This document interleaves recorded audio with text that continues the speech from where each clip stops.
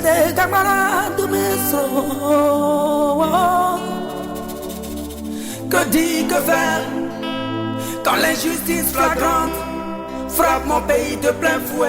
Donc là, nous allons dans l'état de Texas. Keep left, Interstate 40 westbound, Interstate 75 southbound, towards Nashville. Pour la deuxième étape de la caravane de la liberté. À Dallas, c'est un peu particulier parce que nous allons rencontrer la communauté africaine et ivoirienne. Il faut retenir aussi que les États aux États-Unis sont très éloignés les uns des autres.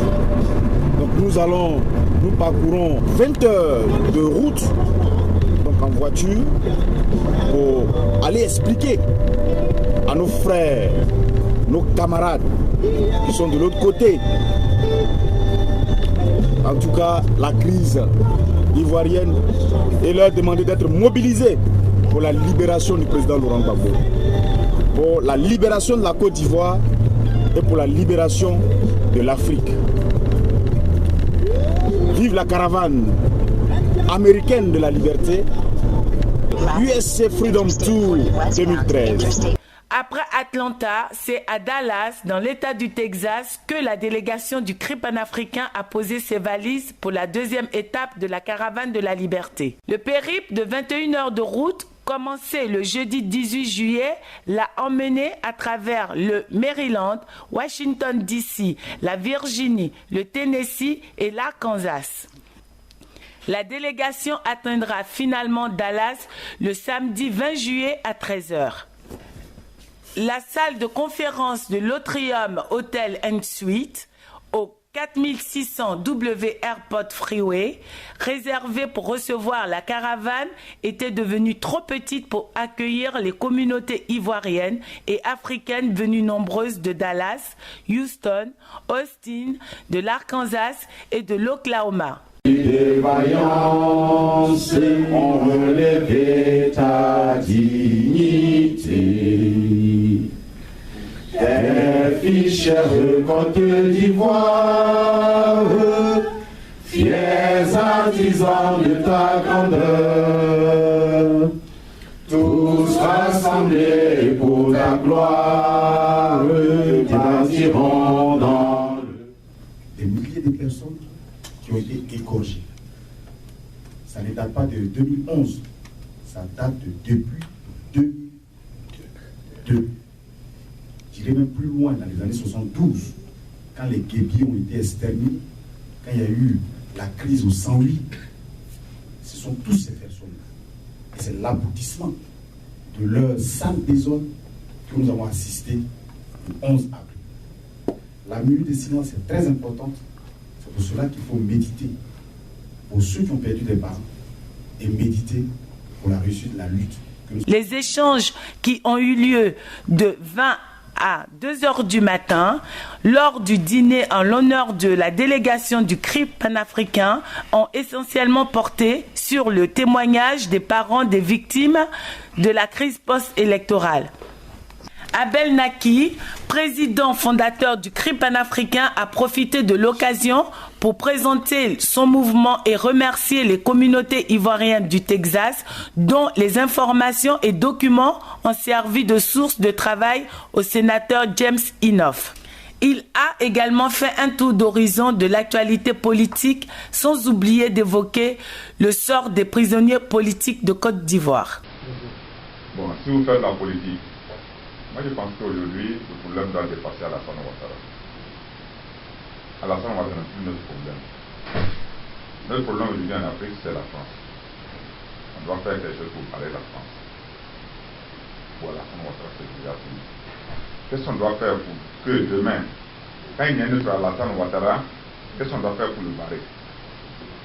Parce qu'on pouvait arrêter Alassane Ouattara, mais on ne l'a pas fait. Parce que si on arrêtait Alassane Ouattara, ils allaient encore prendre 20 ans, parce qu'ils ont pris 20 ans pour former Alassane Ouattara, pour qu'il soit où il est aujourd'hui. Moi je pense que c'est des trucs comme ça qu'on doit penser. Qu'est-ce qu'on doit faire pour que demain, qu'il n'y ait pas un autre Alassane Ouattara, et qu'il y ait un autre Alassane Ouattara pour qu'on puisse l'arrêter. Gbagbo était ma passion. C'est un homme que j'aimais beaucoup parce qu'il avait la vérité dans sa bouche. Il y avait beaucoup de vérité. C'est pourquoi qu'aujourd'hui je suis là, sinon je ne pouvais pas être là. J'ai suivi les classes de Gbagbo parce que c'est un homme franc. C'est un homme franc que Dieu voulait utiliser. Mais tous ceux qui étaient autour de lui l'ont trahi. C'est des menteurs, des rusés, des roublards, vendus en erreur. Eux aujourd'hui le voilà en prison. Mais quand il va revenir, il y aura le feu en Côte d'Ivoire. Il y aura la joie en Côte d'Ivoire. Il y aura la paix en Côte d'Ivoire. Il y a des gens que je ne veux pas nommer ici, pas dire leur nom, mais qui ont souffert du problème de pauvreté. Il y en a des témoins, des gens qui n'ont pas mangé, des gens qui n'ont pas voulu travailler, parce que simplement, Gbagbo a été arrêté à cause de l'injustice. Ces gens-là ont des parents.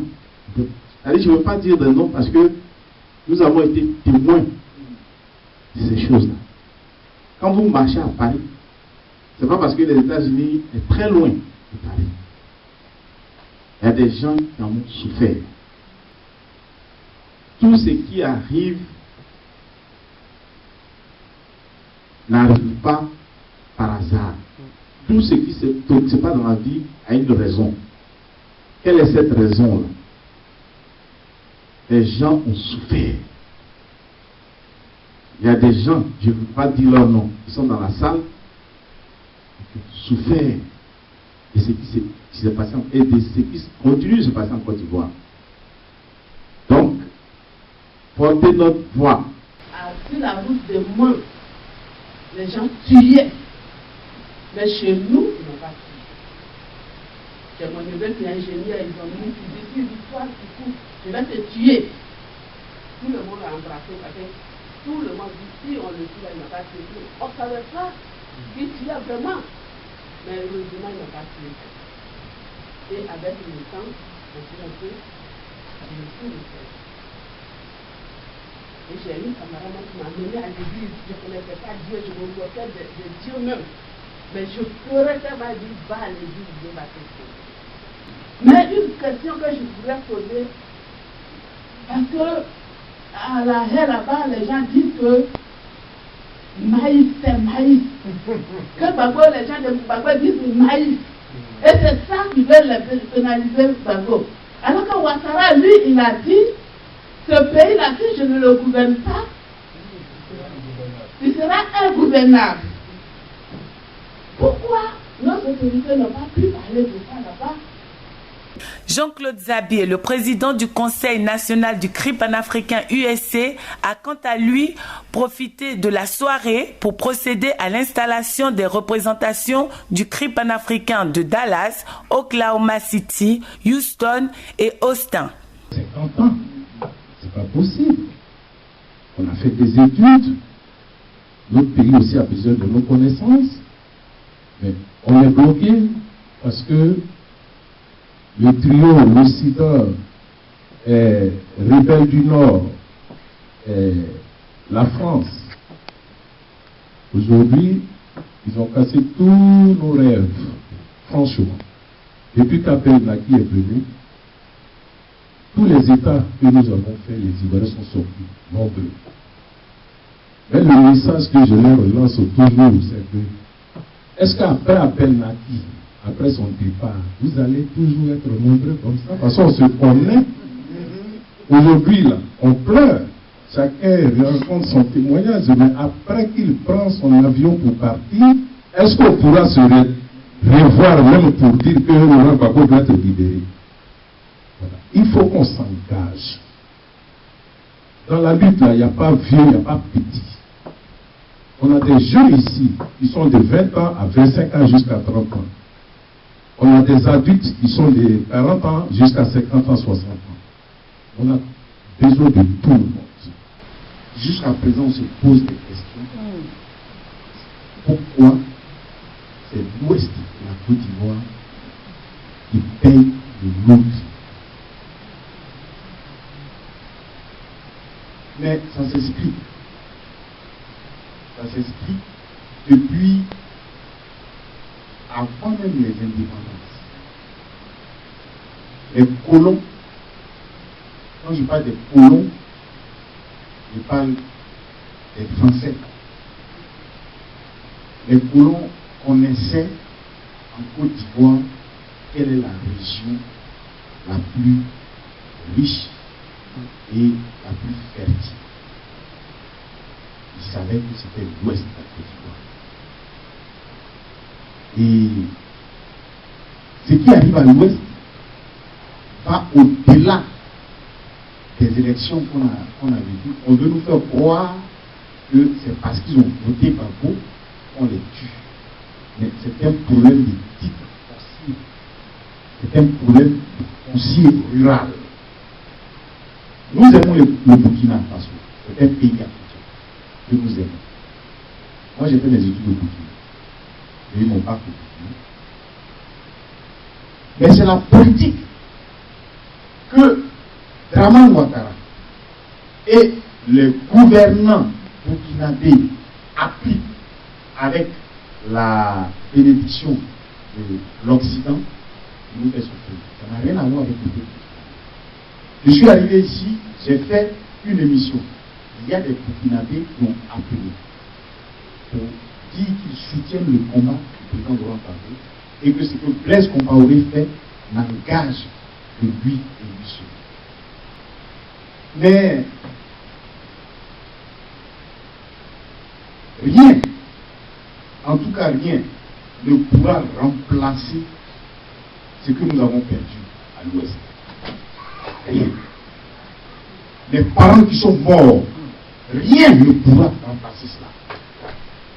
Et c'est difficile. C'est d'autant plus difficile que aujourd'hui, dans l'esprit des Ivoiriens, il y a la haine. Mais Ouattara, il s'amuse. Et je ne comprends pas quand il y a des Djoula, des ressortissants du Nord, qui soutiennent ce monsieur, qui pensent que ce régime-là ne va pas changer.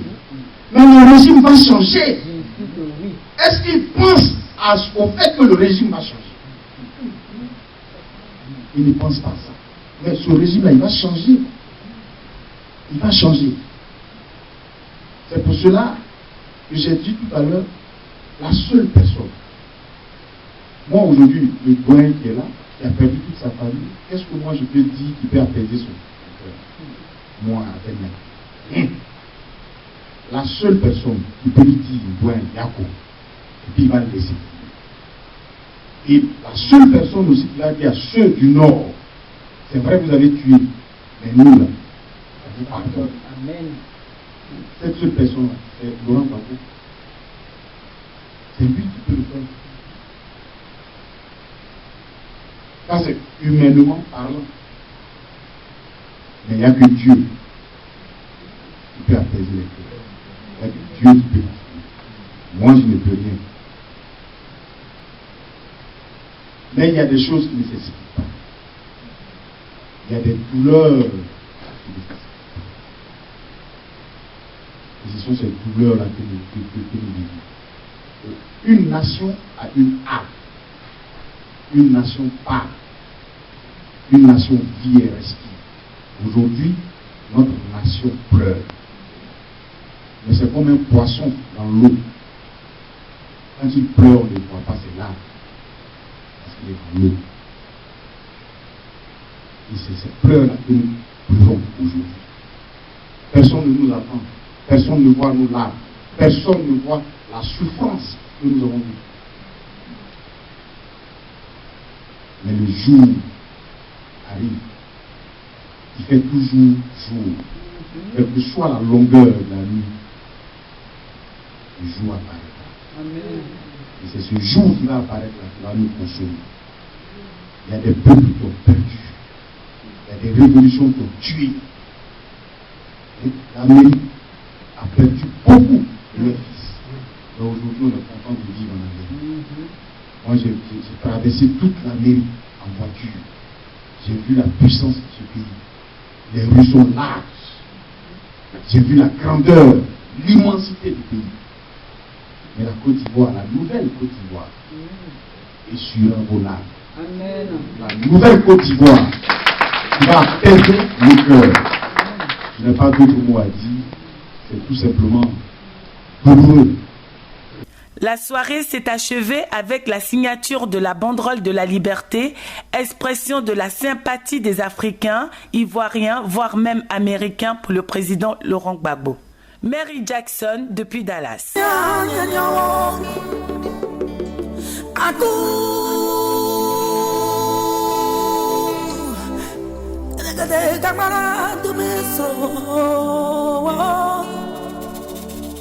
Que dire, que faire quand l'injustice flagrante frappe mon pays de plein fouet? Que dire, que faire? 30 ans à lutter pour la démocratie, bâillonné, muselé, aucune lame, non, aucun couteau ne m'a jamais effleuré les mains. Que dire, que faire quand j'ai tout sacrifié? Moi qui un jour de septembre 2002 fus attaqué. Quand des démocrates sont assassinés, des populations sont massacrées et que je suis l'accusé. Que dire, que faire quand le crime court de victoire en victoire et grâce au banane de Pretoria, Makoussi en passant par Accra et Lomé. Quand l'international se mue en communauté internationale, de 5 grands confondent sur moi, tel un prédateur affamé sur sa proie. Mon crime vouloir le bien de mon peuple, mon crime vouloir le bien de l'Afrique, mon crime vouloir le bien des Burnis, vouloir le bien de tous ceux qui me sont chers.